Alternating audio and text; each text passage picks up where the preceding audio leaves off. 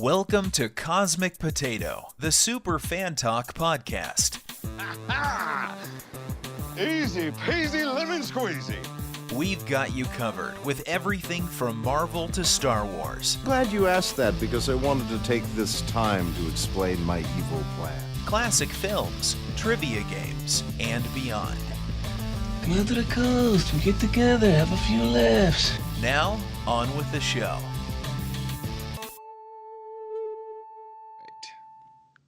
Hey everybody, and welcome back to Cosmic Potato, the Super Fan Talk podcast. My name is Shawn Ray, and I have assembled my team of Avengers.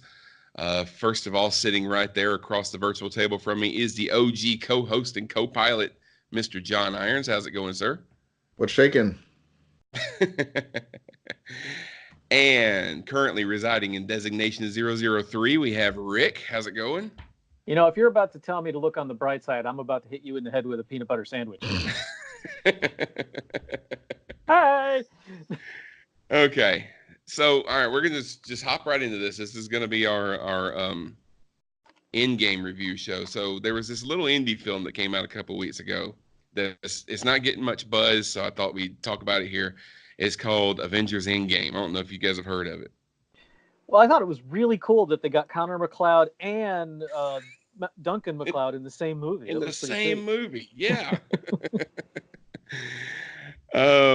So Endgame is the direct sequel to Infinity War, and it is the fourth Avengers film and the 22nd film in the Marvel Cinematic Universe. Rick, you went way down. You're like way down at the bottom of the screen. Sorry, I sat back. You tried to relax. Is that better? Yeah. We don't allow that here. Oh, okay.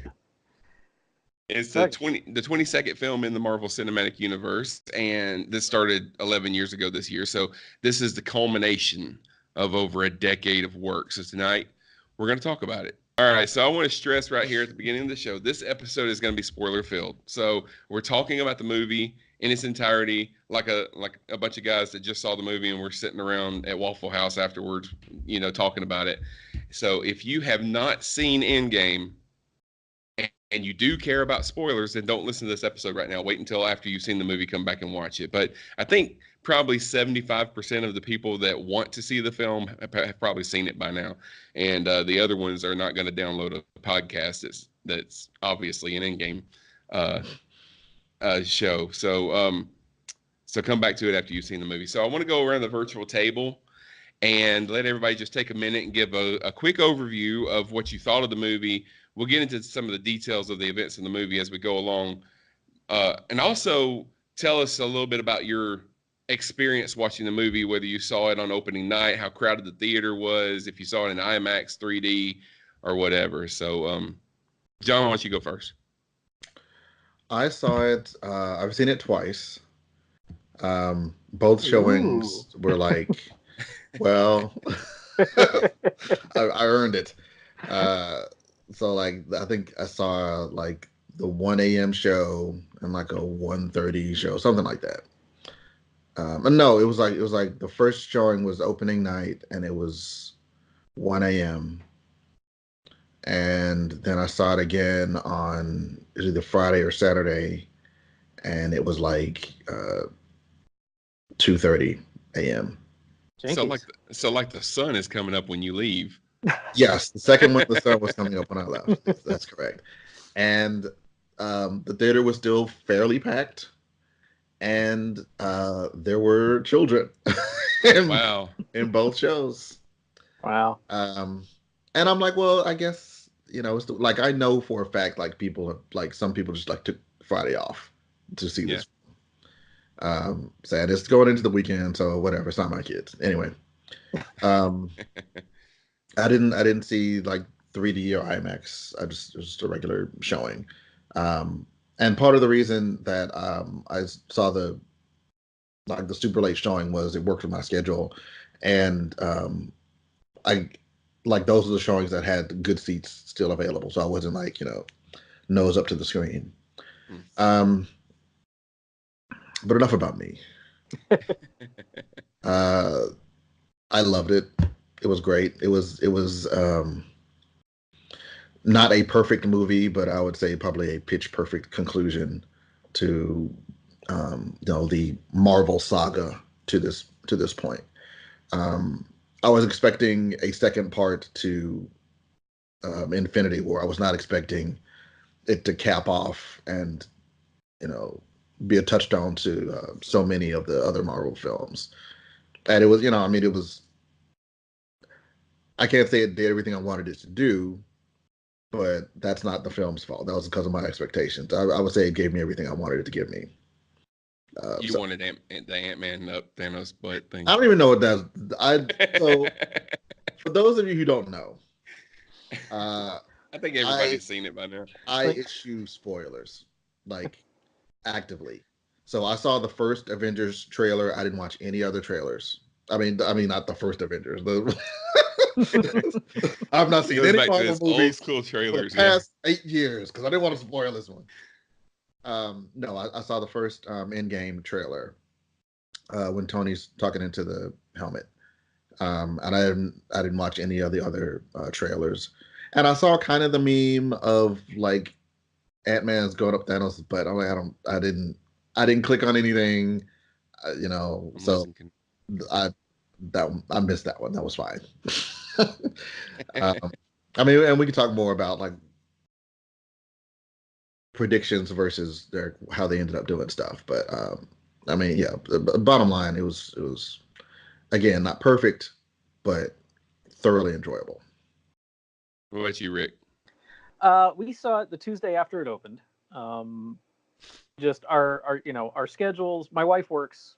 Her days off are Monday and Tuesday, and since she goes to work at 2:30 in the morning, there's not a whole lot of hey, let's go out, stay out late because we want to see a movie happening. So, fortunately, the timing of this worked out that the week after it opened, I was able to play hooky one day from work on Tuesday, and we went and saw a Tuesday 10 a.m. show, and it was not crowded, but it was not empty by any stretch. But there were no kids. That's kind of our MO. We like to go to movies during the day when we're the youngest couple in the house. Right. Although next week, because of the DS9 documentary, it's going to be the first time we've gone to see a movie during prime time in years. But I loved Endgame. I had no expectations. I've been enjoying the Marvel movies pretty much just on their own merits the whole time because I know very little about these characters. I know something about a lot of DC characters, but when it comes to the Marvel stuff, I really have very little that hasn't been on a screen. And I didn't even watch the 90s Marvel X-Men cartoons or anything. So I'm the idiot in the audience that's just going to sit there and as long as the story is consistent and well told and the acting is good, I'm along for the ride. And the Marvel movies have let me kind of empathize and appreciate my friends and family who don't watch Star Trek as obsessively as I do. And then when I start bitching about a Star Trek movie, they're like, dude, just relax. It's a movie. But I loved Endgame. I had, just a couple of teeny tiny nitpicks that's probably just more gaps in my knowledge than a plot hole. And it did I can't say it did everything I wanted it to do because I didn't know what I wanted it to do, but I enjoyed every minute of that movie. And yes, it's 3 hours long and they used every minute of it well. Yeah. Yeah, I didn't see it on opening night. Well, opening night is really Thursday. It came out Thursday night, so I didn't see it that night. My wife and I ended up seeing it at 9:30 a.m. on Saturday morning, and I've only seen it once, but and that theater was not sold out, but it was full, and I was a little bit ticked because they put it in one of their smaller theaters because it was the early show. They were saving the bigger theater for more like the 11 or 12 o'clock show, but I only paid $5 to see it, so I didn't complain. I didn't complain too much. Alabama, man, I tell you, I don't want to talk about how much I paid. $5 each. I spent over $50 to see Infinity War, so I was satisfied with just paying $10 to see this movie. I thought it lived up to itself. You know, how many times have we had a show or a movie give us something fantastic right out of the gate, and then leave us with a cliffhanger, and we start figuring out what we think is going to happen, and then what they come back with just doesn't live up to what we thought. And with this, I had some ideas of what I thought they were going to do. Some of them they did do, some of them they did something completely different, but all of it I was satisfied with. So and some of it, I mean, they completely exceeded what I thought that they were going to do. There were some things that I had problems with when I first saw it, but the more that I've thought about it, I thought there were plot holes, but the more that I've thought about it, the more it's made sense. So even the stuff that I really, some of the, you know, I get kind of nerdy with time travel, you know, the ins and outs of the wibbly wobbly stuff, but Never noticed. even the stuff that didn't work for me when I saw the film, the more I thought about it, I figured out what they were trying to do, and it all makes sense to me now. So okay, let's do a deep dive. Um, we start out, and I'm not going to necessarily do like we do on the after show, and we're just go step by step through the movie, but we're just going to talk about different We do have to aspects go of to the bed movie. at some But point tonight. yeah, but I was actually counting on you to do that. So right. I did want to start at the beginning because that first scene where we see Clint's family get ashed or snapped or whatever, and they just all disappear, which we don't actually see that happen. We just see, we're focused on him. He turns and his daughter is gone, and we can see the ash floating away. And then he turns around and his wife and the rest of his kids are all gone. So I know just some behind the scenes knowledge of why Hawkeye was not in Infinity War, because John Anderson, that's been on this show before, you know, he is an extra on a lot of these movies, and he was an extra on a movie that Jason, what's his name? Jason, that plays the Hawkeye. Oh, wait, what? No. What's the guy that plays Hawkeye? What's his name? Jeremy Renner. Jeremy Renner, okay. yeah. So he was in a movie called Tag last You're year. gonna have to edit out that pause. Yeah, I will.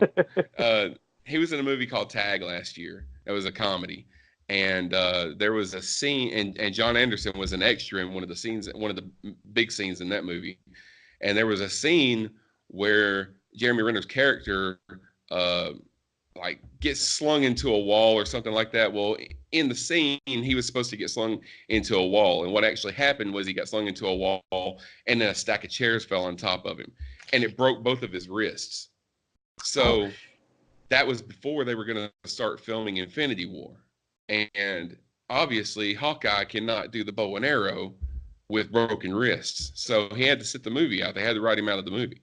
So I was glad for them to start the movie with him and show what happened to his family. I kind of had an idea that his family was going to have been snapped, and that's going to set him off and turn him into the Ronin character, because he kind of hinted that he was going to be Ronin in this movie. So what'd you guys think? I'll be honest, I never liked Hawkeye until this movie. Really?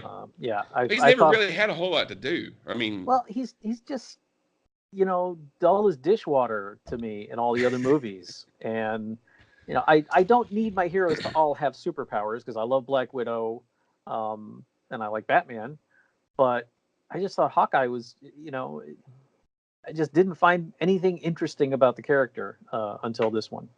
yeah. What about you, John? I'm not or any kind of really a fan of the Hawkeye comic books. I don't have anything against them. I just haven't read them.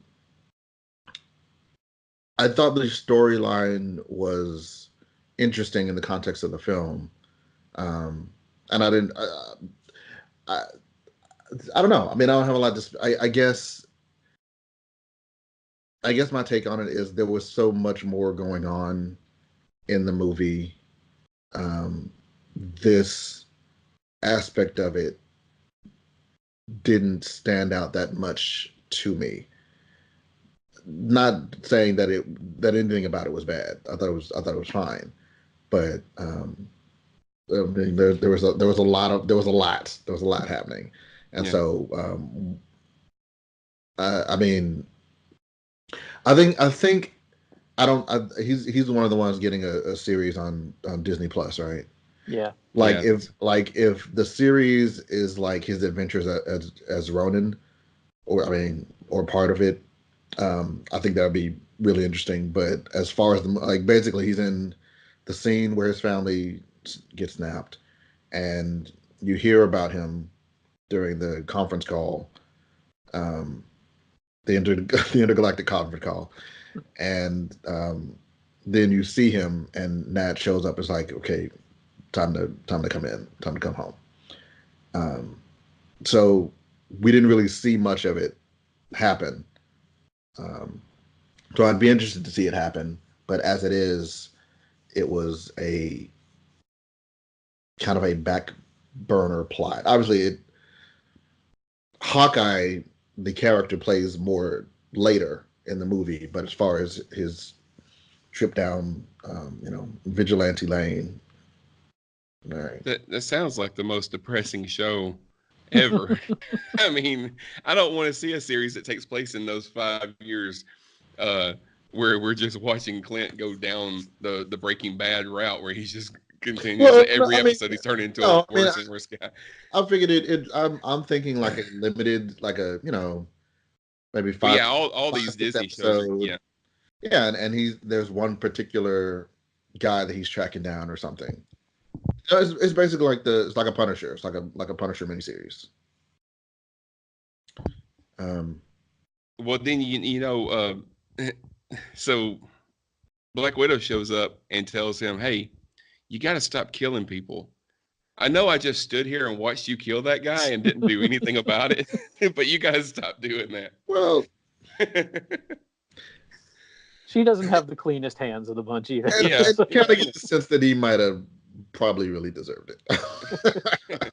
Oh yeah, I mean, all the guys that he's going after are bad guys. I mean, he's not killing good guys, he's killing bad guys. But I mean, yes, he was okay. clearly snapped, but So one of the theories that I had that I was right about was that Captain Marvel was going to be the one to show up and save Tony and Nebula. In they're adrift in space, and I know Tony's starving. They ran out of food. They're going to run out of oxygen, and Nebula, I assume, is going to eventually die too because she's part human, but yeah, she's but not. She's not as in danger as he is. He's going to die a lot sooner. she's much more hardy and space worthy. Yeah. So I had a feeling that Captain Marvel was going to show up and save them because that's pretty much the only way they're going to get back to Earth. None of the other heroes are really space capable. That was one of my only little nitpicks because that was all over the trailers. The fact that Tony's in a spaceship and he's dying. We didn't know Nebula was there, but he's about to run out of air. That was in every trailer. And I said to my wife, because I'm really bad at remembering what happened in the last movie, and my wife is really good at that. And so I'm like, was Tony Stark in a spaceship at the end of Infinity War? And like, no, he was on whatever that planet was. Titan. Yeah. Titan. So I really would have liked to have seen even just a little mention of how they're there. What were they trying to do? Why did they run out of fuel? Did they just hop in the nearest ship and hope it had enough gas to get where they were going? Or I don't mind coming in the middle of a story, but I thought that needed just a touch more explanation. It was the same ship that took them there, wasn't it? I mean, wasn't that Thanos' ship, and that Nebula would have known how to fly it. Thanos' ship. That was the Guardian ship. That's the Guardians of the Galaxy ship. Okay, yeah. That was the Benatar. Well, and Nebula definitely would have known how to fly that. So yeah, and I didn't. Yeah, they were on an alien planet. They had a ship.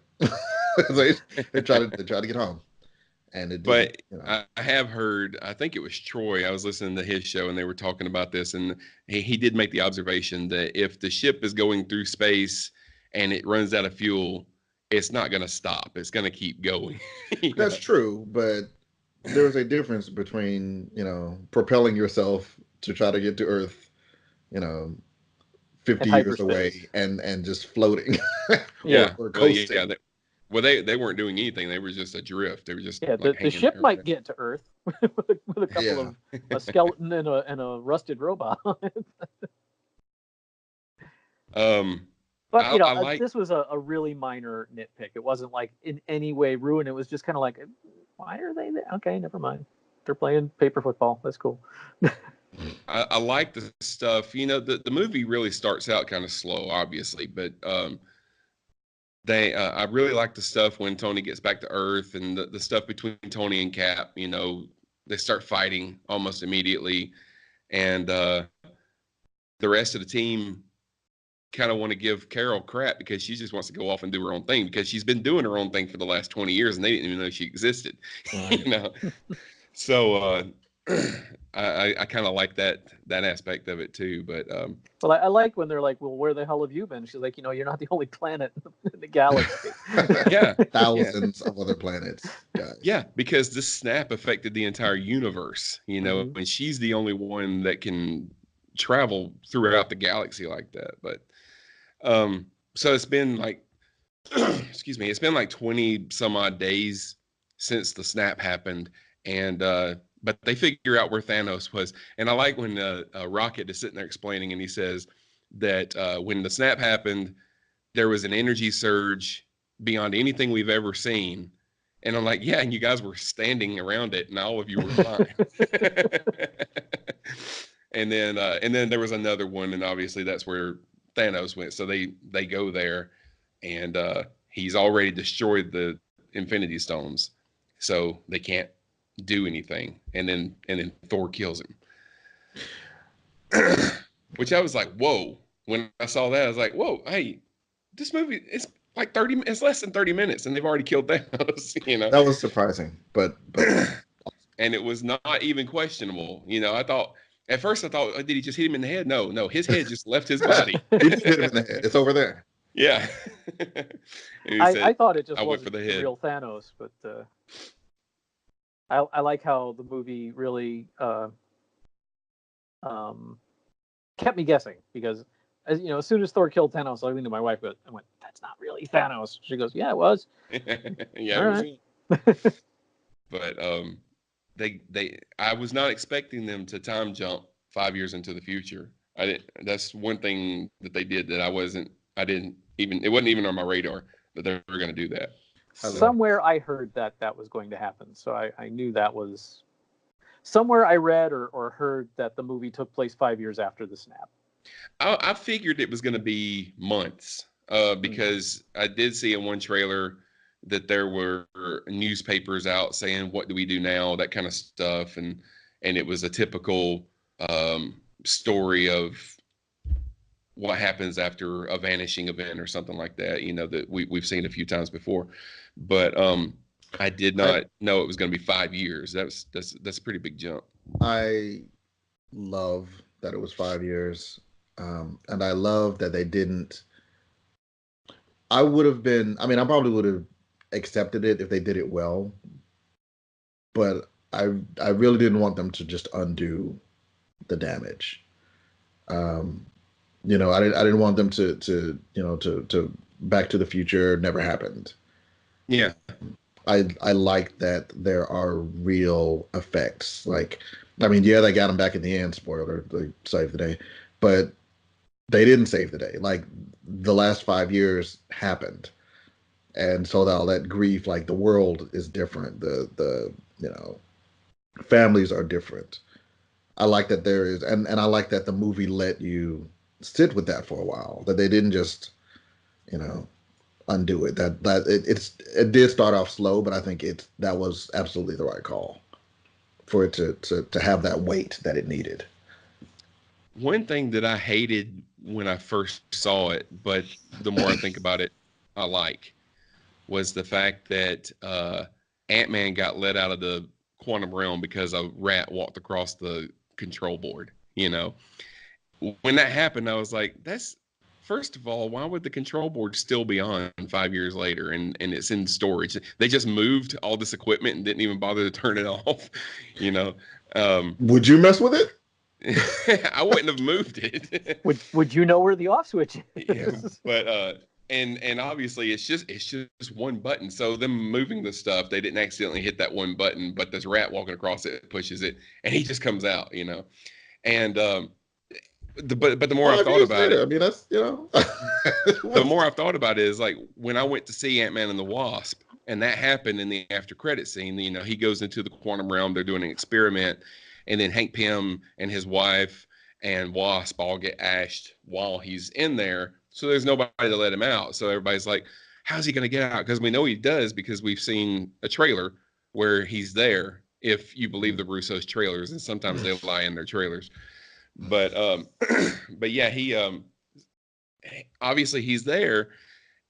And the more I think about it, I'm like, I kind of liked that it was that simple, you know, because we easily could have had a 20-minute side quest of them finding out that he's trapped in the quantum realm, and then another 10 minutes of having to figure out how to get him out so that they can use his device to figure out how to do the time travel and stuff. But instead it's just, hey, rat, let him out, and then he's gonna find Cap and Black Widow a little later. So can I just say that you guys have been giving me shit for 2 years because Ant-Man is just too damn simplistic, and finally I'm like, all right, I'll ride with it. The rat let him out. I'm cool with that, and you're the one nitpicking about it. Oh, I'm not nitpicking about it. I I nitpicked about it when it happened, and then the more I think and about I didn't it, I'm even like, think about it. I'm like, everything to do with Ant-Man is going to be stupid in this movie. I'm just accepting it and riding with it.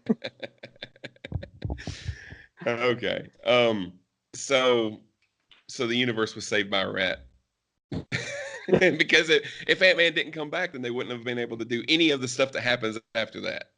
All right, And so before we go any further, I need to get this out of the way.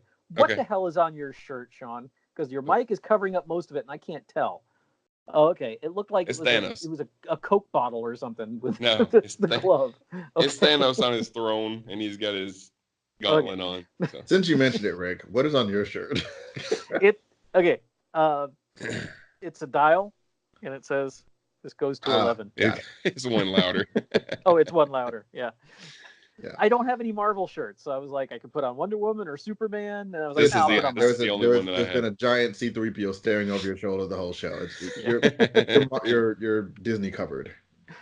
So while we're here, let's go ahead and Told. let's go ahead and get into the time travel aspect of it. So the whole idea is that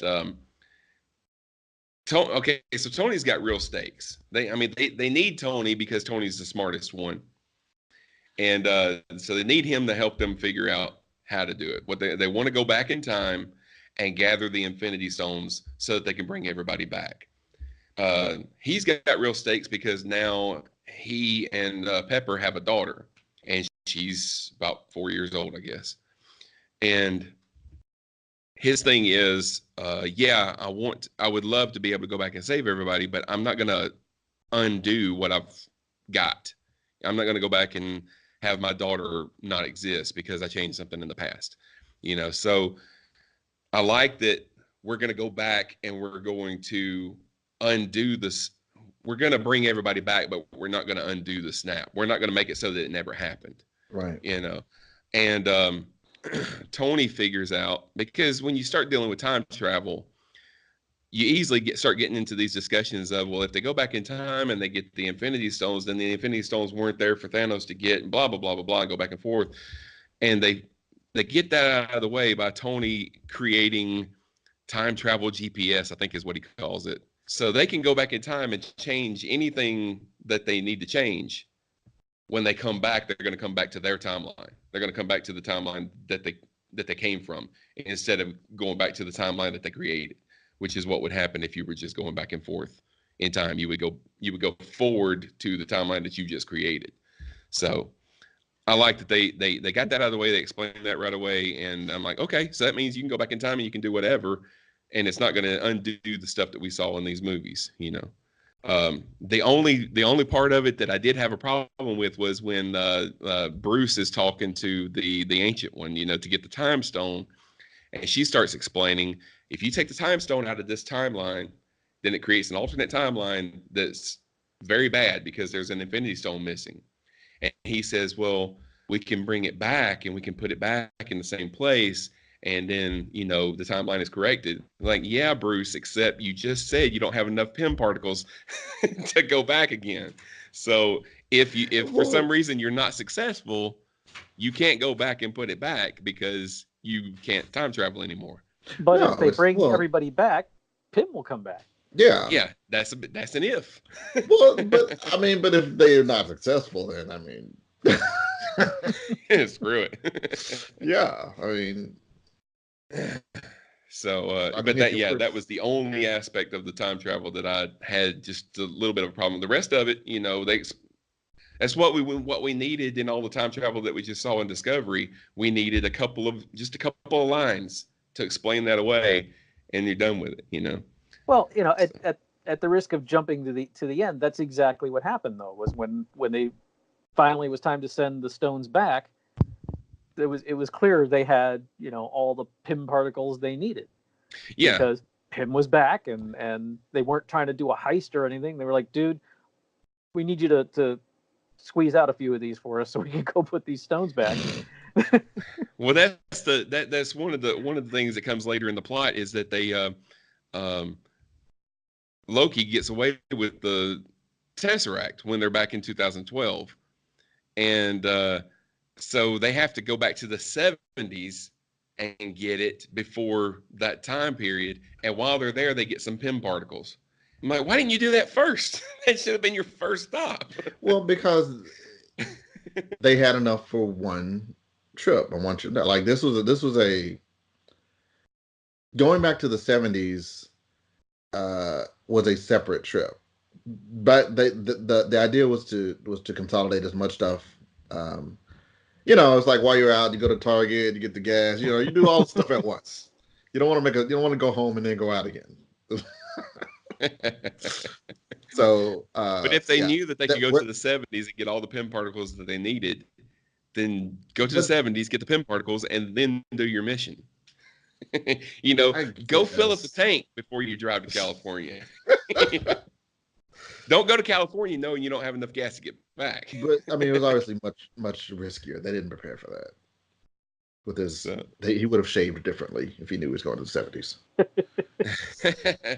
But I did like the with the time travel involved and everything, they were able to bring in aspects of every Marvel movie up to this point was represented in this movie in some way.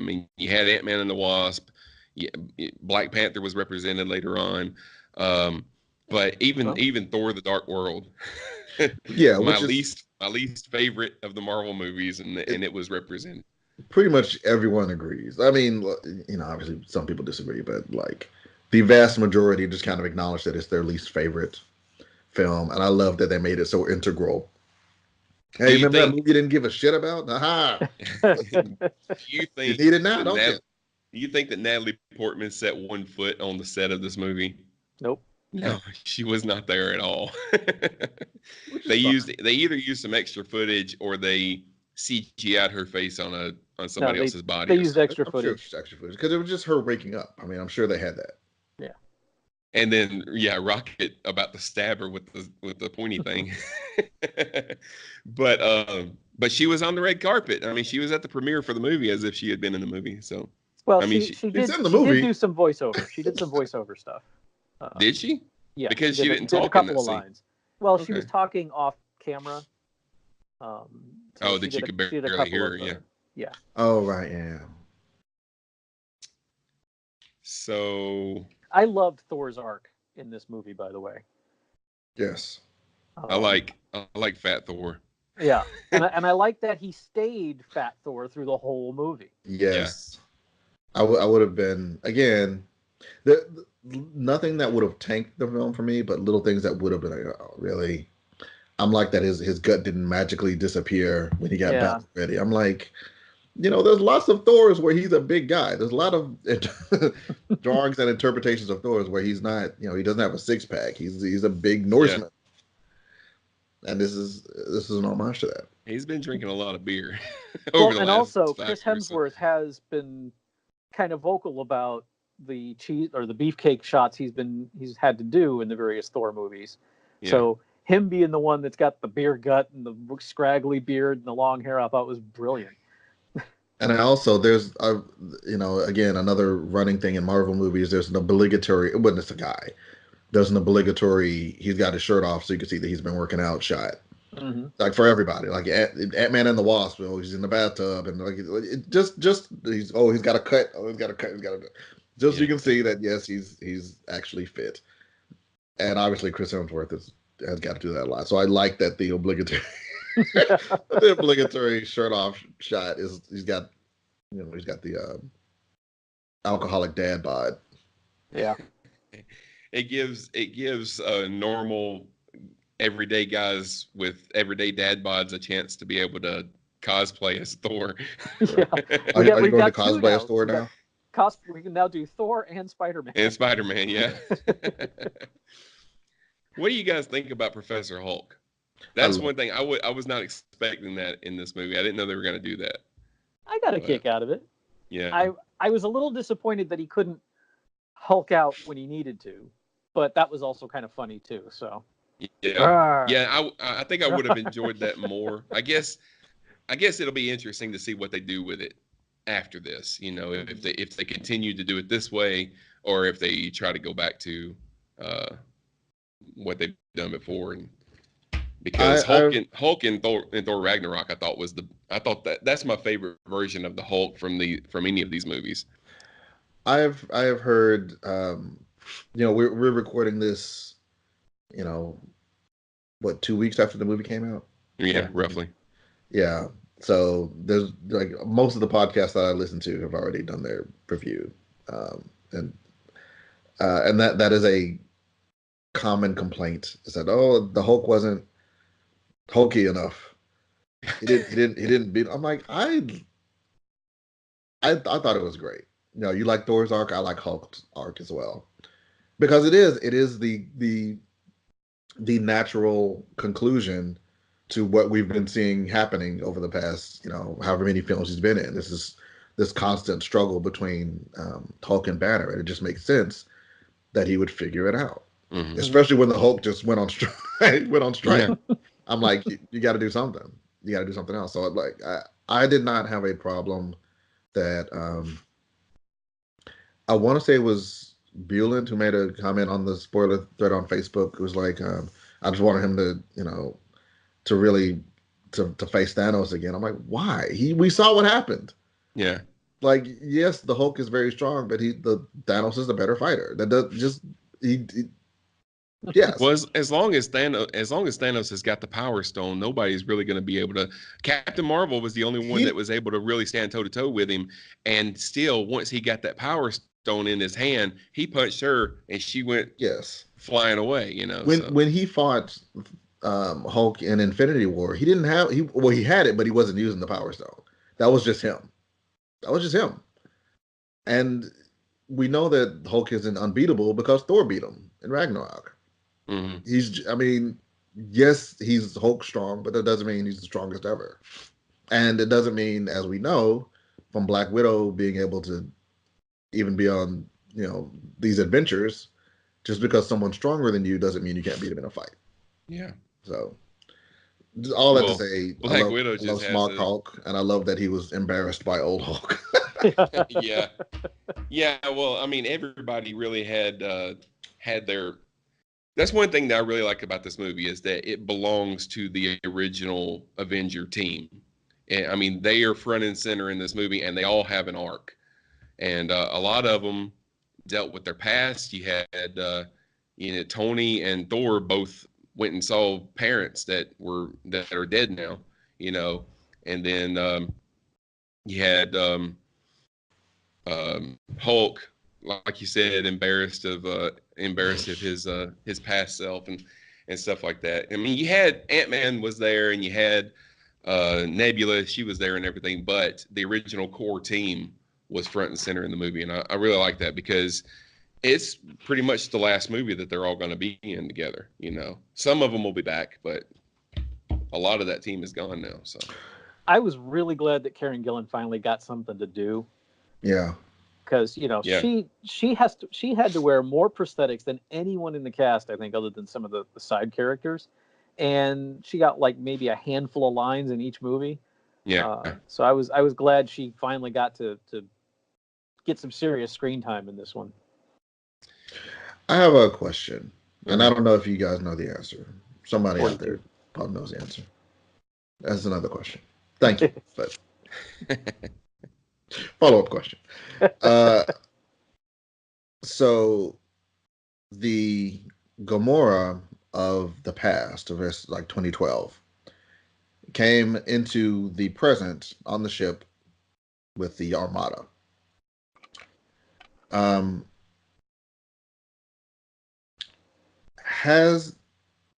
when did Gamora find the Soul Stone and decide not to tell Thanos? Has this Gamora, as the Gamora who is there now, already done that, or is that something that she was going to do? Is my question making sense? Yeah, it makes sense. I don't know the answer to No it. idea. Yeah. I would like to know. If anybody knows, I'm curious. But I don't know if they ever said. I don't know if they ever. I don't know if there was a timestamp on Nebula's memory or whatever. But I'd be curious. I would be curious. I do like that. I mean, they kind of sort of found a way to bring Gamora back, but it's not the same Gamora. That Gamora is gone. And the Russos, again, they lied to us because they said a few months ago they released, they did an interview or something where they said, yeah, Gamora's in the Soul Stone. It's like, no, she's not in the Soul Stone. She's dead. She's dead. Maybe she And isn't Soul Stone. she's dead. She's dead because That's that, they went that, they were very clear to make sure that we knew Black Widow's dead. Black Widow is dead. They can't bring her back. So if they died the same way, then Gamora's John is frozen. Uh-oh. he just stopped. This show is cursed tonight. There you are. You're back. Right. Okay. You froze for a second. You froze. I was moving the whole time. As far as I don't know squat about the Soul Stone or any of that stuff, but they could still be physically dead and their soul is in the Soul Stone, so we don't know for sure. Yeah, that's what I'm gonna say. We don't know that that's mutually I exclusive. mean, at the end of the day, it's a comic book and they can do what they want. But Yeah. But they did make it a point 2 or 3 times in this movie after Black Widow's death scene to say she can't come back. So if she can't come back, at least that version of her, Gamora can't. But Gamora is back in a version of her. It's not the same one, but I imagine we're going to find out more about that in Guardians 3 because at the end of this movie, Quinn is he's looking at a picture of her, and I'm assuming that's where they're going is to go find her because she went off somewhere. So The search for Gamora. I presume that is, if not the main plot, certainly a significant let me plot ask, of Guardians 3. let me ask you guys something. If you had a similar experience to me, I enjoyed the Guardians movies, more or less. They aren't my favorites, but there's certainly no Iron Man 3 or Dark Thor in the Dark Darkness, World. whatever the hell it was. Thank you. But putting them in this movie, which I'm not saying they shouldn't have, but it really highlighted how third string they are. At least in my opinion. Well, in this movie, they had more to do in the last movie because I mean most of them got snapped. Yeah. And we didn't see them again until the third act of this movie. So I guess maybe I'm just saying Peter Quill. Now that I think about it, because I like Rocket. I like Rocket a lot. Are you talking about like characters or abilities in a fight? Characters. I don't like Quill, and all of his belt measuring with Thor got real old real fast. Agreed, but he wasn't in it much. No.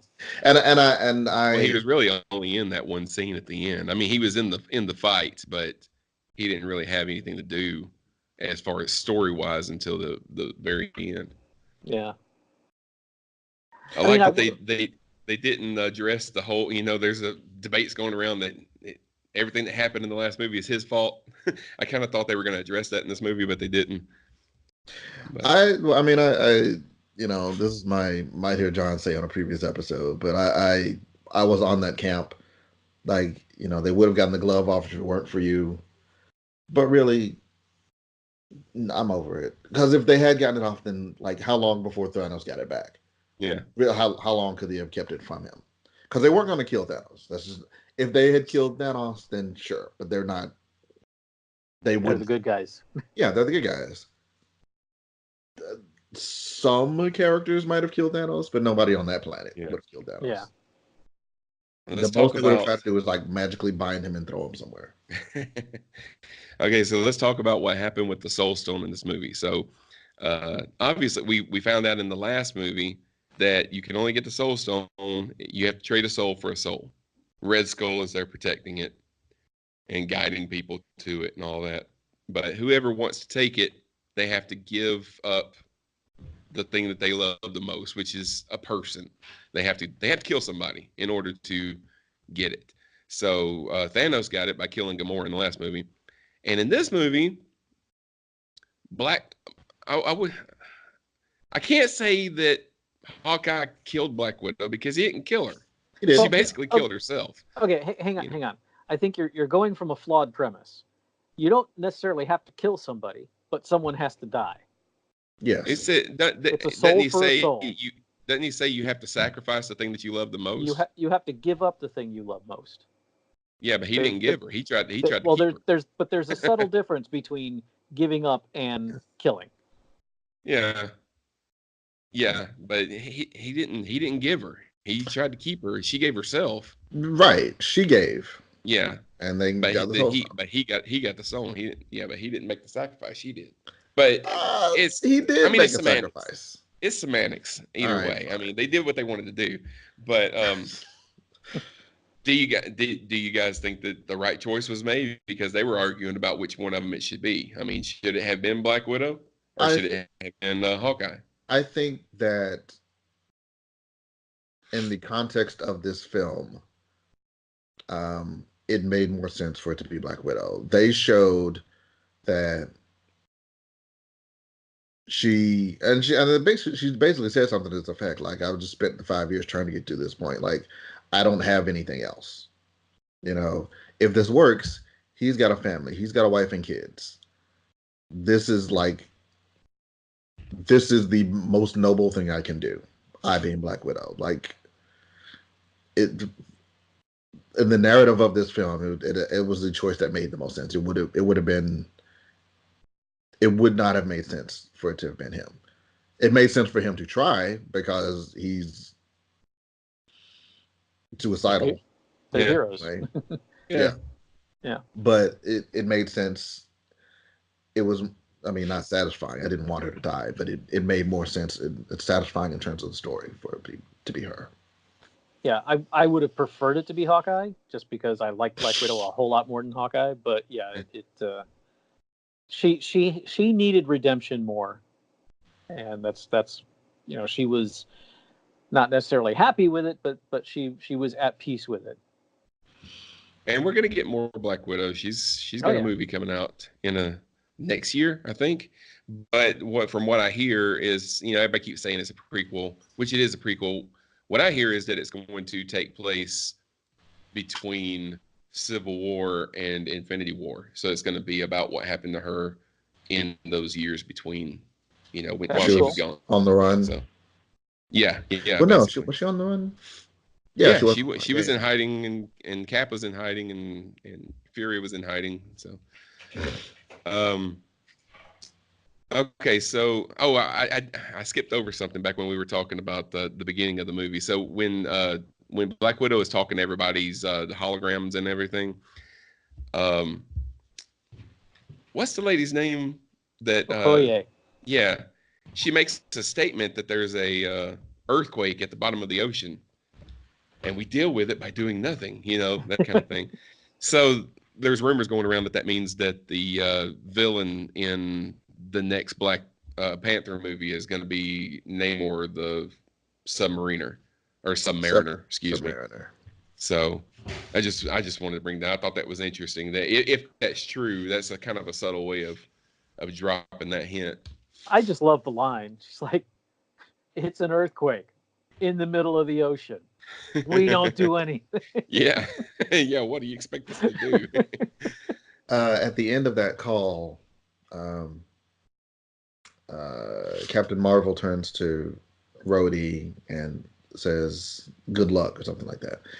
And so apparently in the comics, the two of them have a relationship. And so, people are interpreting, oh, that's just, that's a little something. Like, well, okay, maybe. But what I got from that was somebody needs to talk to Black Widow and tell her that she, needs to get a life, basically. Lighten up, Francis. Yeah, and it was kind of not it.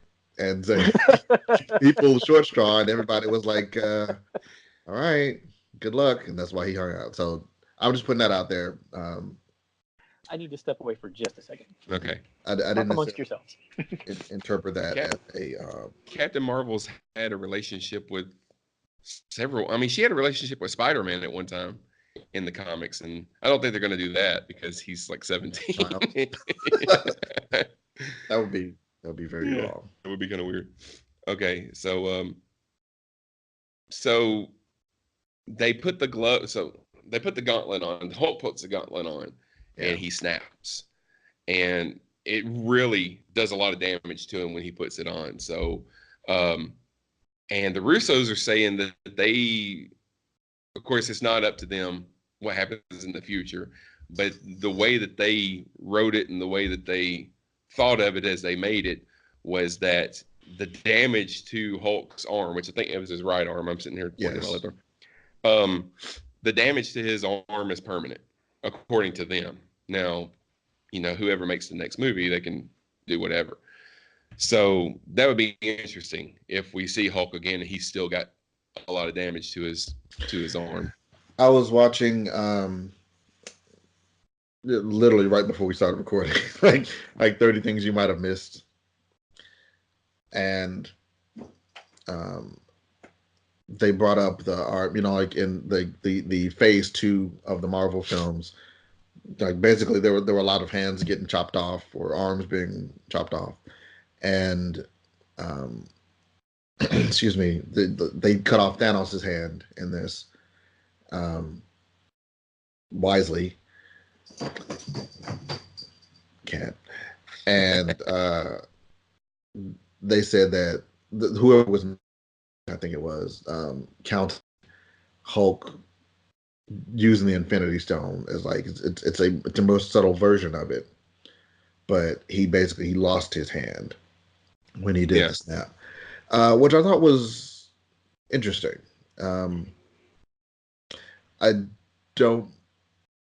I would be, I think if it didn't, something like that at this point, we have the technology to kind of, compensate for it. So even if his actual arm doesn't work, we know that, there's prosthetics and nanobots and all that thing. And then, same way Thor got his eye back, even though he didn't get his eye back. Yeah. So for me, they might as well just let him heal. They might as well just have it regenerate, because what's the difference between him growing his arm back and him wearing a little sleeve metallic arm that works like an arm? Like, just to have it heal. Yeah, and I'm fine with him doing that but I would like for him to not do it immediately. If he's in whatever movie he's in next, I would like to see there still be some damage there. And like it was so serious that it even takes Hulk a long time to heal from that. Is there a definitive list of people who were snapped and people who were not snapped. Because there's some people that we don't see after the snap until they show back up, so we don't know necessarily that they like. You know what I mean? Like You talking about the cast of Spider-Man? no, Everybody from not. Spider-Man was snapped. Whatever. It's like one guy. They're talking. No, because when they come back, when Spider-Man Far From Home comes out, Aunt May and all the kids that Peter went to school with are all the same age that they were in the last movie. So they had to have been snapped, or else most of them would have graduated. I'm fine with that. Because we're talking 6, 8 kids. Yeah. Well, yes, out of the school, yes, they were in the half that got snapped. I'm fine with that. But yeah, they did put out a list, but they even said when they put out the list that it wasn't definitive, because when they put it out, it was after Infinity War, but it was way before this movie came out, and there were several of them that if they told us that they had gotten snapped or hadn't gotten snapped, that it would spoil some things like Spider-Man, and stuff like that. But they bring everybody back, and one thing that I really like is that they bring everybody back, but we don't see it happen. Clint gets a phone call from his wife, and so we know that it worked. And we also know that for some reason Clint's been paying the phone bill on that phone for the last 5 years on his wife's phone. So that it's the family plan. You don't change the family plan. And I guess her phone went with her, because all their clothes and everything went with them when they asked. So when she came back, she had her phone. So she just pulls her phone out of her pocket. And well, you go back. Yeah. To her, it's been instantaneous. It's just like, hey, all of a sudden Clint's not here. Where'd he go? He's just gone.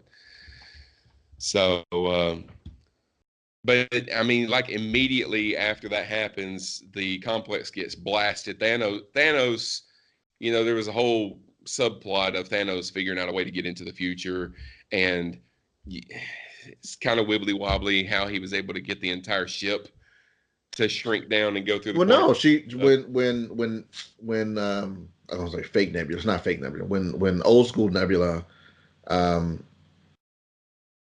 took the little time band from present Nebula, she also took the Pym particles. She gives the Pym particles to Thanos. So it's not wobbly. They shrank. Yeah. They shrank Pym style.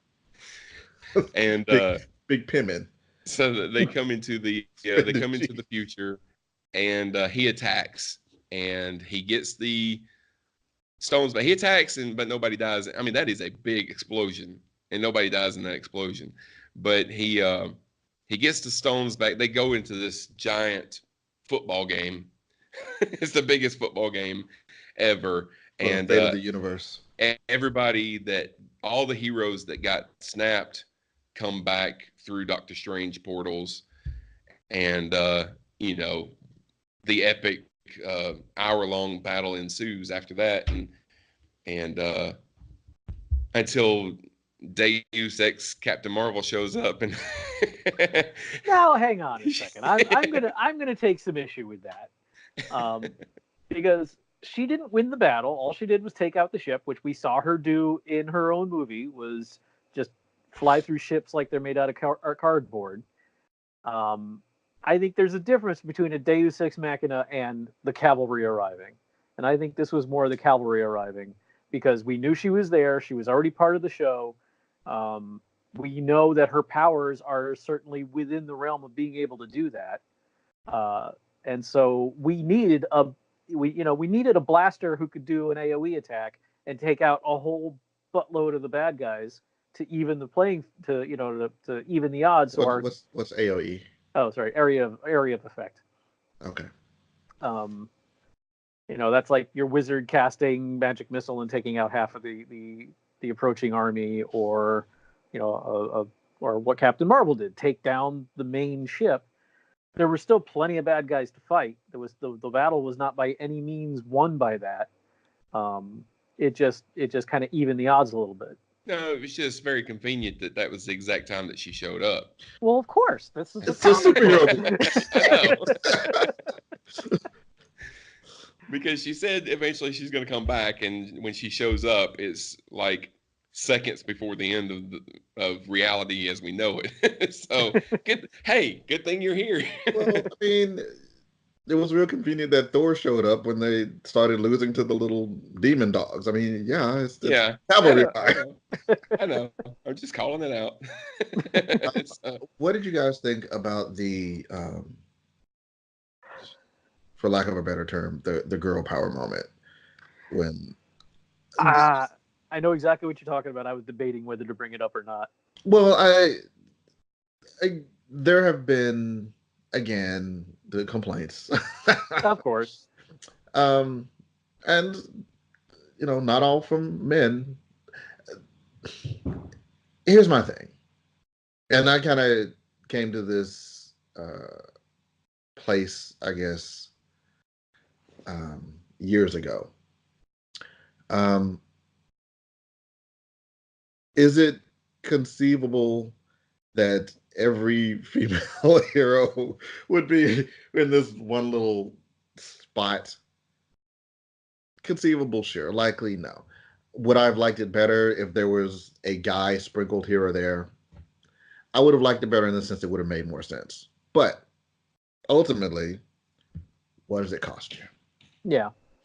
It is a cool scene, and again, and I'm not as familiar with the comics, so A-Force I think is the thing, and that's like this is like a comic book shot of the members of A-Force.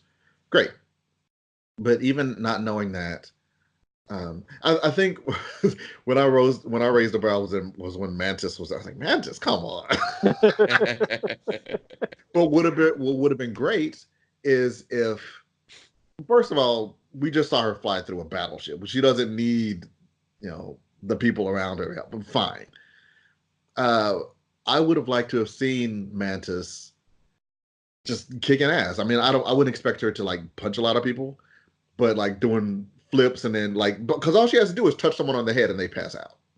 I would love to see that. Her just bouncing, flipping around, doing ninja moves, touch. The various members of this team up and clear a path.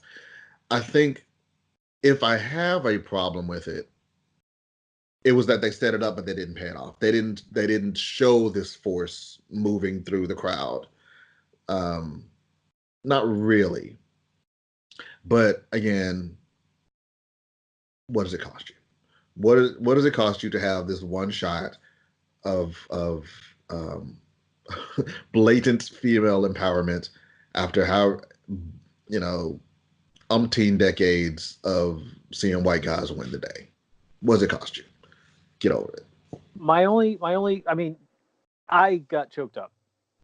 That was one of the moments that got me because it was just like, that's so cool.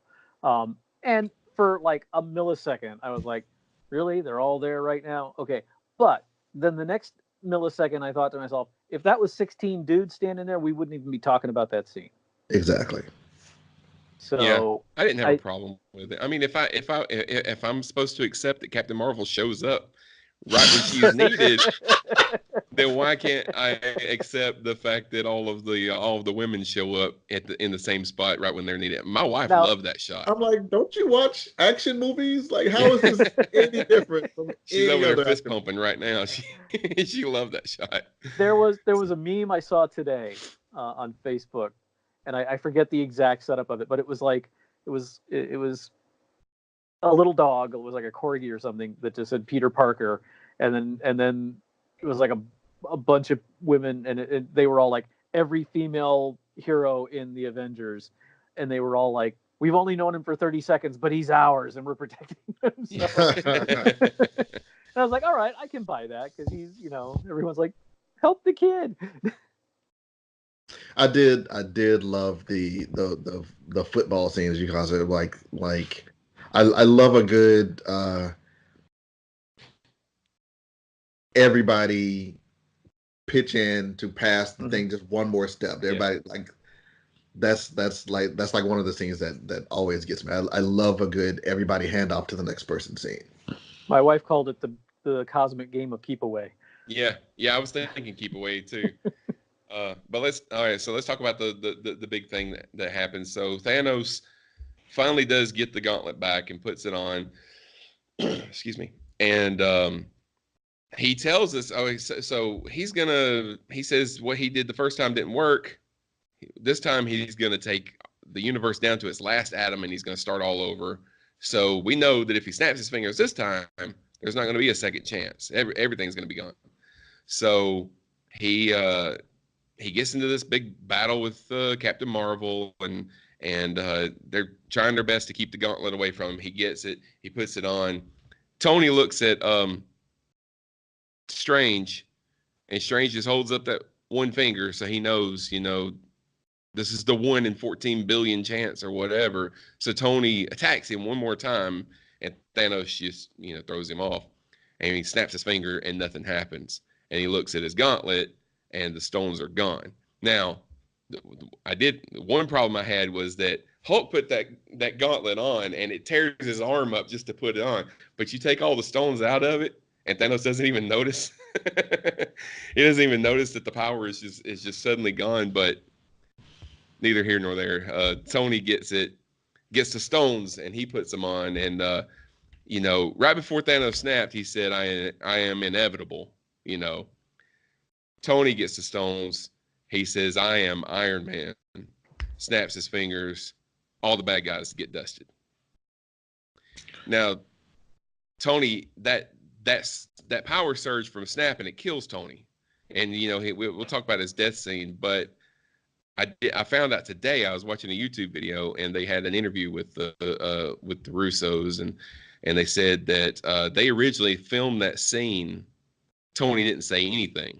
He just snapped. And they figured out after the fact, somebody said he should have said, "I am Iron Man." And they were like, "Oh my God, that would have been great." So they talked Robert Downey Jr. into going back and reshooting that scene.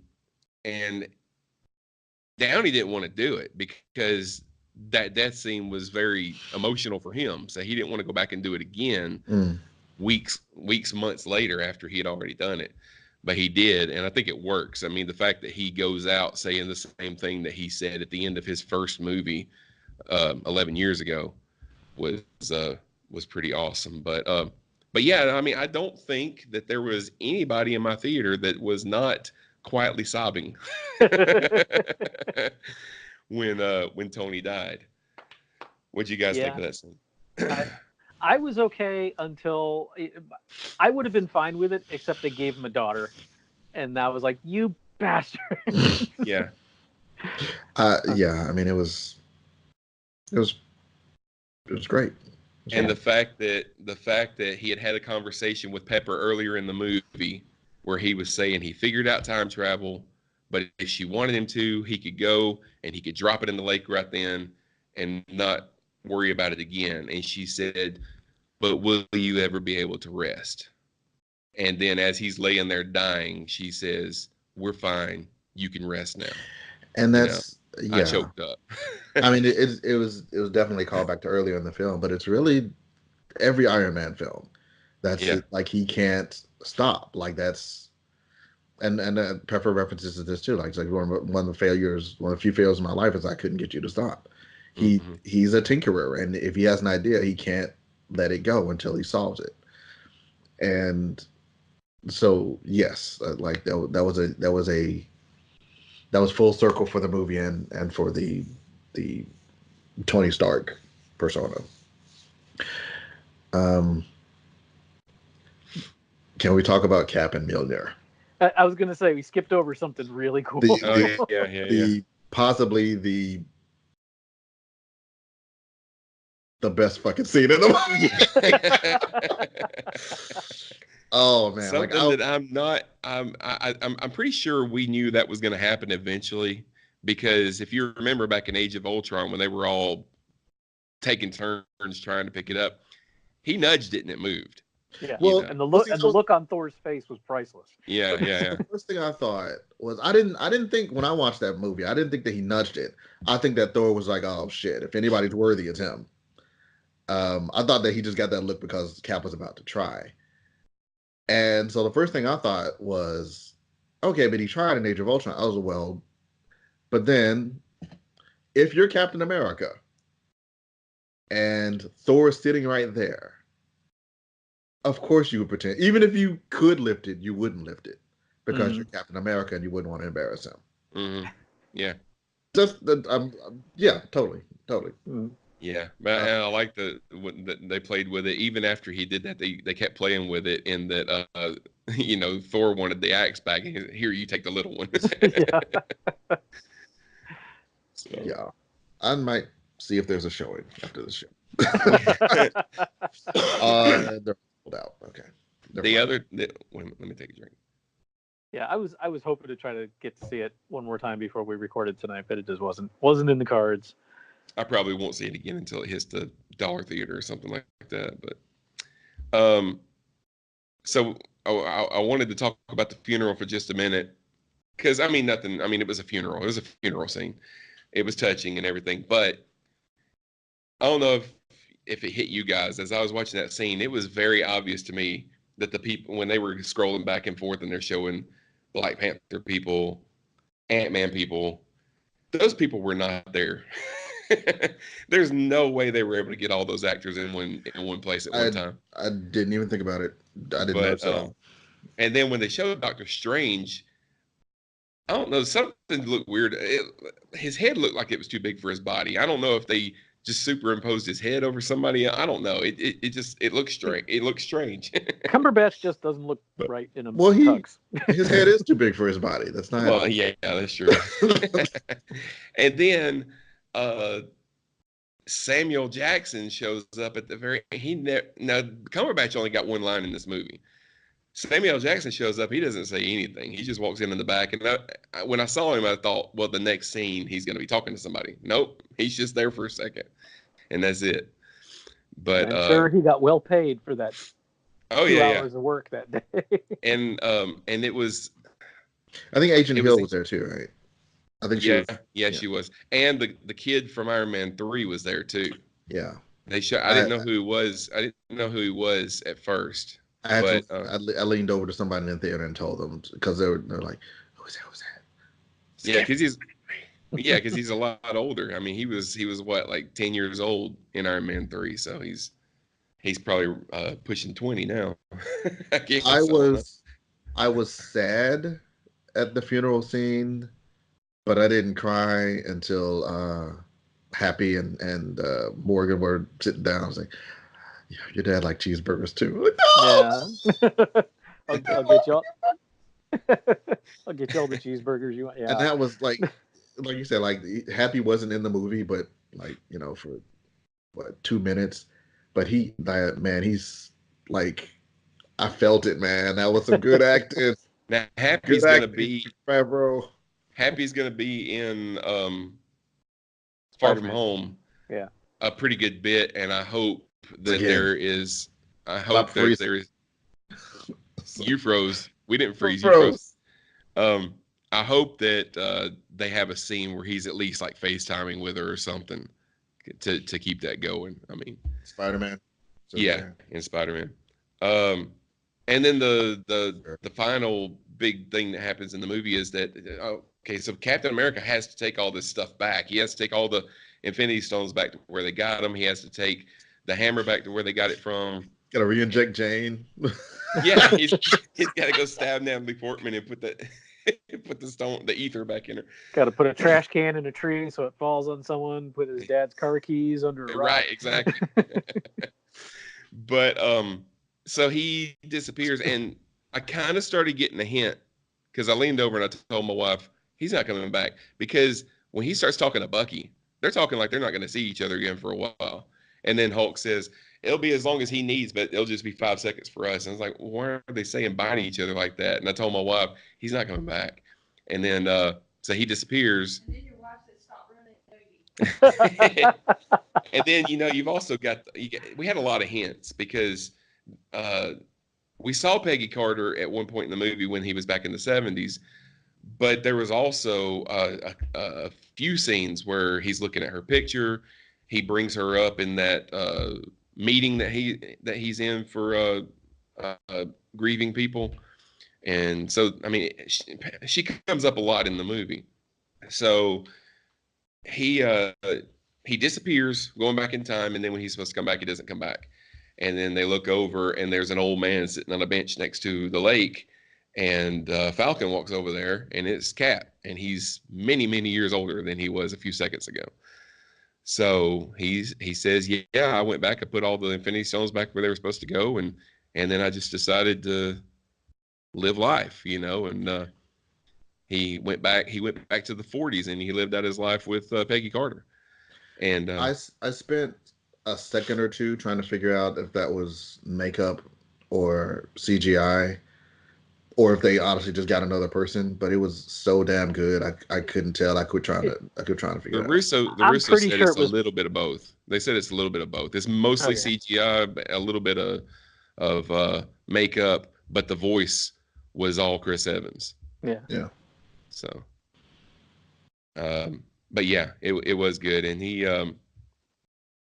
so he went back in time to the 40s, and he lived with Peggy Carter. And if you think about it, if you really think about it, which I did, which you do, yeah. If he goes back, and I answered it for myself. I was like, well, if he went back and he stayed with her, but he's still here now, did he stay in the same timeline? Because if he did, that means he changed her entire history, and her children were erased, and she maybe never joined S.H.I.E.L.D. to begin with, all that kind of stuff. But then I realized, well, what probably happened is he went back, he lived his life in an alternate timeline with Peggy Carter. She eventually dies of Alzheimer's, and then when that happened, he probably used the PIM particles that he still had to come back over to this timeline. And his GPS.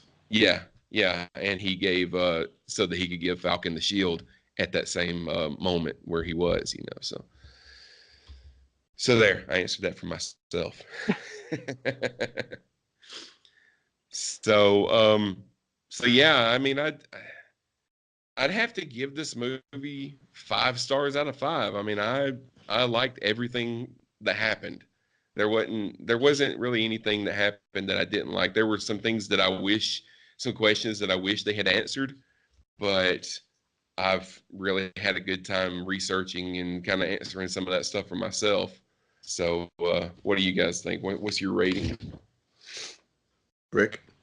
Yeah, yeah, 5 out of 5.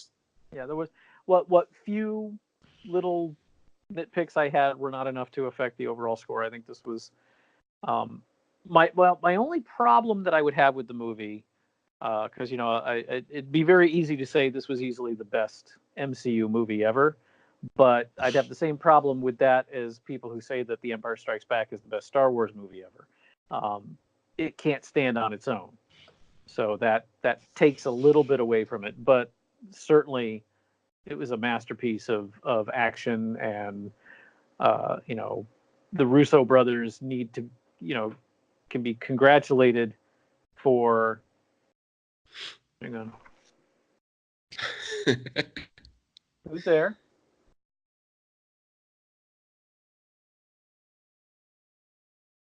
Maybe it was the cat coming through her door. It didn't sound like the cat door.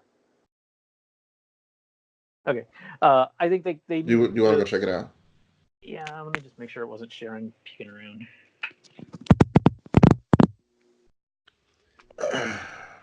Yeah, this movie's definitely made for the fans. I mean, you can't, if you don't know anything about the MCU up to this point, you can't come to this movie and watch it.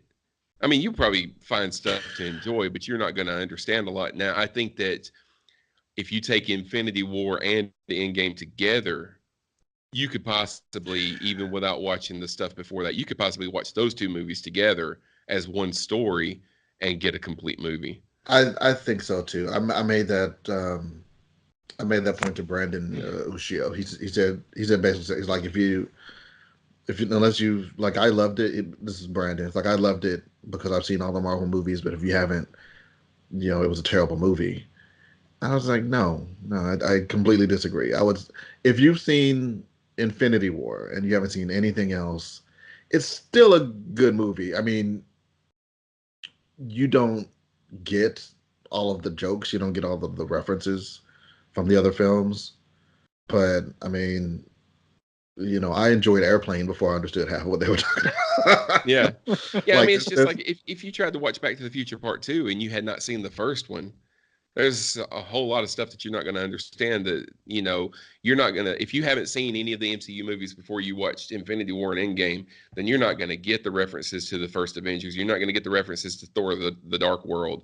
And you're definitely not going to get the stuff in the 70s because you have to have seen the Peggy Carter TV show to get some of that stuff. Yeah, you won't get, on your left. Like, I think in a vacuum, if you just take, because I mean, taking Endgame without Infinity War just isn't fair. But Infinity War and Endgame together, if you have only seen those, I think it's still an entertaining film. I don't think that there's any. It doesn't rely on any of those Easter eggs to tell the story. The plot of the story is we have to do a time heist, and the big bad is coming, and this film works with that plot, with everything that it has. All the other references and everything, that's extra spice, that's extra flavor to make it that much more delicious. So yeah, 5 out of 5 for the record. I want to go ahead, Rick. Well, let me. Sorry, it was the cat. I hadn't closed the door all the way. When she came through her cat flap, it made the door open. Oh. and so it. Anyway, I think the Russo brothers need to be congratulated for the incredible balancing act of having all of these characters in this movie, and I didn't really feel like anyone got short shrift on it, while still keeping the big five or whatever, Iron Man, Cap, Natasha, the original Avengers front and center. Some of the others, I wish there was more Mantis, but I love Mantis. I just her character is so adorable. I just want her to be there all the time. Well, that's what I wanted her, because she's always, the times we've seen her, she's just kind of like flaky, and I really wanted to see her in a battle doing battle things. Like, again, even like her style, I would have liked to see that. I felt like that was kind of a missed opportunity, but again, not necessarily struck against it. Yeah, but I wasn't sitting there feeling like anyone was underused, or maybe seeing Nick Fury in the last 2 seconds of the movie was a little strange. But what would he have done in the big battle anyway? So I was cool with that. Yeah. He yelled MF a few times. So yeah, congratulations on this was a magnificent culmination, denouement, if you will, of the first decade of the MCU, and well done to them. I have some so the Russo brothers did a Q&A about a week after the movie came out, because they came out and said over the weekend, they said, so Sunday we're lifting the moratorium on spoilers. I was like, you don't have the authority to do that. But the reason they did that is because they were releasing the Far From Home trailer the next day, and there's major spoilers in that trailer. So if you haven't seen Endgame, then you shouldn't be listening to this podcast anyway. But don't watch the Far From Home trailer. It again is my standard practice to avoid trailers, but I knew I was coming on this show, so I figured I should go ahead and watch. So I watched it, the Far From Home, the second trailer. Yeah, they reference a lot of this. I mean, they say things like the snap tore a hole in the universe and has caused a multiverse and all this kind of stuff. But anyway, they did a Q&A where some people asked different things about this film that they didn't feel were answered, and they gave an answer. Now, the Russo brothers' history, their answer may or may not have been true. They may have been making it up on the spot, but I just wanted to do a few of these. So they said, why didn't Doctor Strange just cut off Thanos' hand? That's one thing that we were asking about the first movie. Well, why didn't he just open up a portal around his arm and cut it off like he did that other guy? But so he says that Thanos' skin is almost impenetrable. We don't know whether Doctor Strange had the capability to do it. If he failed to cut it on time, Thanos would still be able to do the snap. And Strange realized that during his millions of test runs, which is kind of the fallback. Well, yeah, he knew it wouldn't work because he saw 14 billion, whatever. Yeah, I feel like that's why didn't ... Well, they tried that. And it Yeah. didn't work. Because Yeah. it'd be different if he said, I tried 200, 300, 400 possibilities. He said millions or billions. Billions. Yeah. Like, fine. I mean, anything you can think Tried of, he thought of. everything. Yeah. Because he's smarter than you.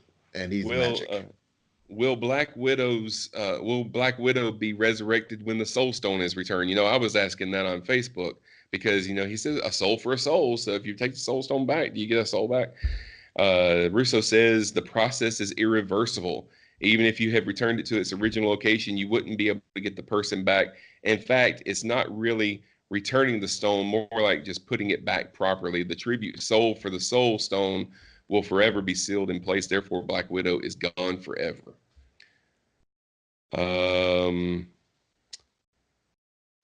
Relative forever. It's comic books. Yeah. What year was until we need to write her back in. What year was Steve Rogers dancing with Peggy Carter? I see one. We can't answer it for now. This is a story that happened in an alternate reality. Maybe it will be revealed in the future. I think it was the 40s because the house, there was a car outside the house, and it looked like the 40s to me. It didn't look like it was the 70s. But no, definitely not the 70s. Were there two Captain Americas in the same timeline? He said, yes, there were two Captain Americas in that reality. It's just like what Hulk said. What happened in the past has already happened. If you go back to the past, you simply create a new reality. The characters in this movie created a new timeline when they went back to the past, but it had no effect to the Prime universe. What happened in the past 22 movies is still canon. So yeah, there were two Captain Americas in that timeline. One of them was frozen. One of them was frozen, right? Yeah. So, which also begs the question: if he went back, did he go save that version of Bucky because he knew Bucky was being tortured? Would he just sit there and let that happen?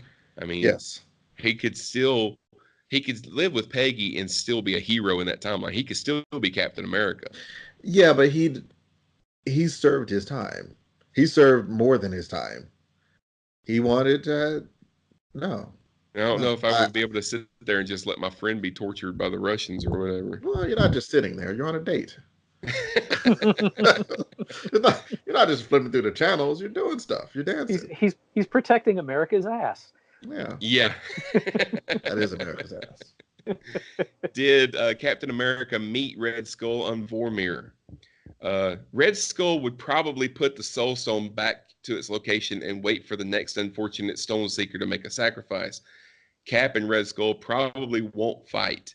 It's because his mission to return the stone to his mission to return the Soul Stone to the original place. The Red Skull is also no longer the same Red Skull from the first Avenger. He is more like a ghost. You could almost say that he's a completely different entity now.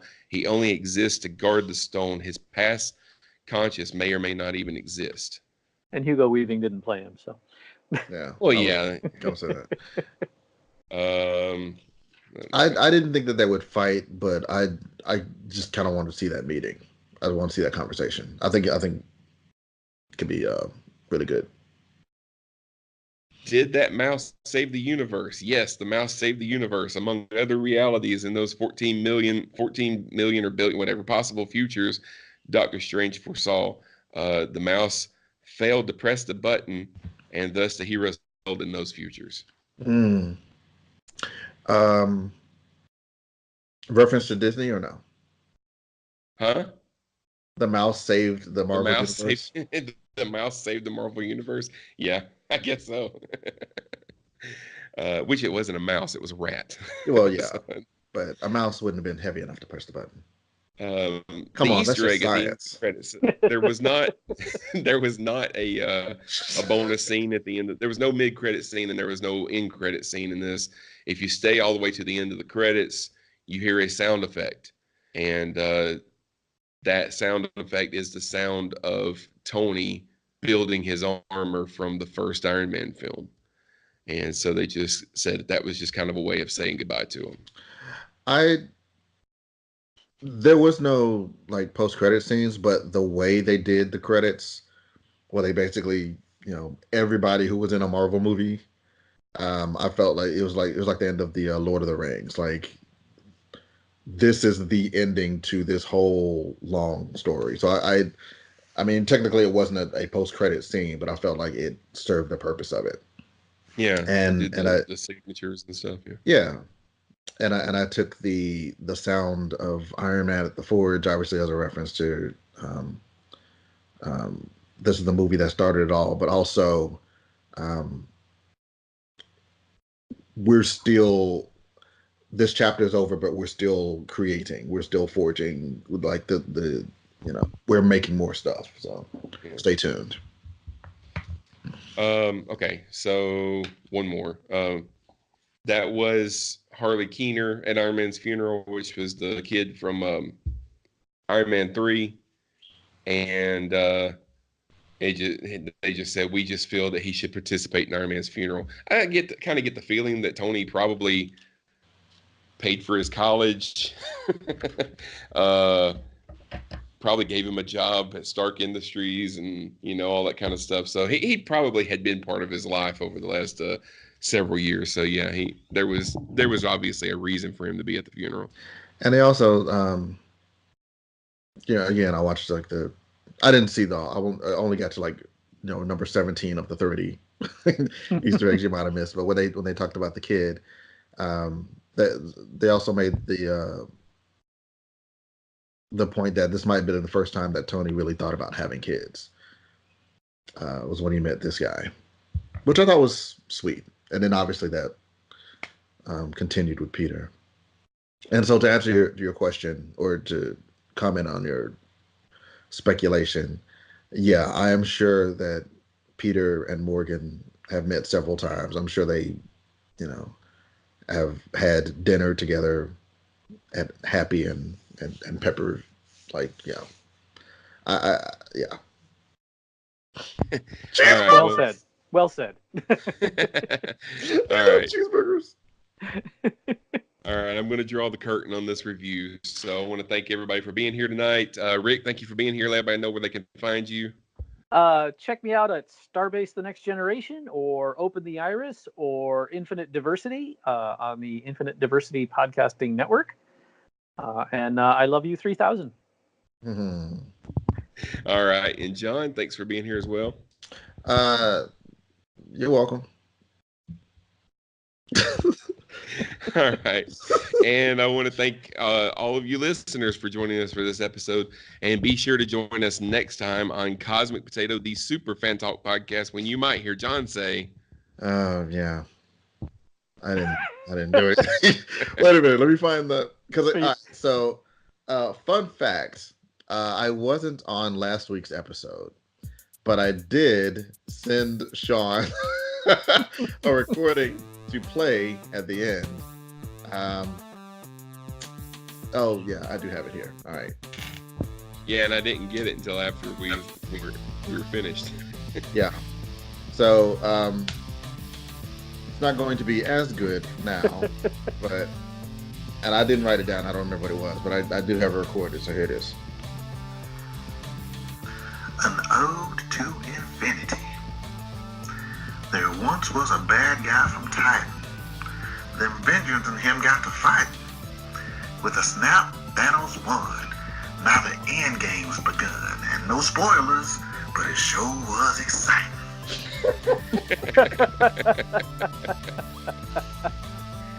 Be sure you like us on Facebook and follow us on Twitter. You can contact us by email at mail@cosmicpotato.com, or send us a voicemail or text message to 205-642-8380. Help the show grow by giving us a 5-star rating on iTunes. Thank you for joining us for Cosmic Potato, the Super Fan Talk podcast.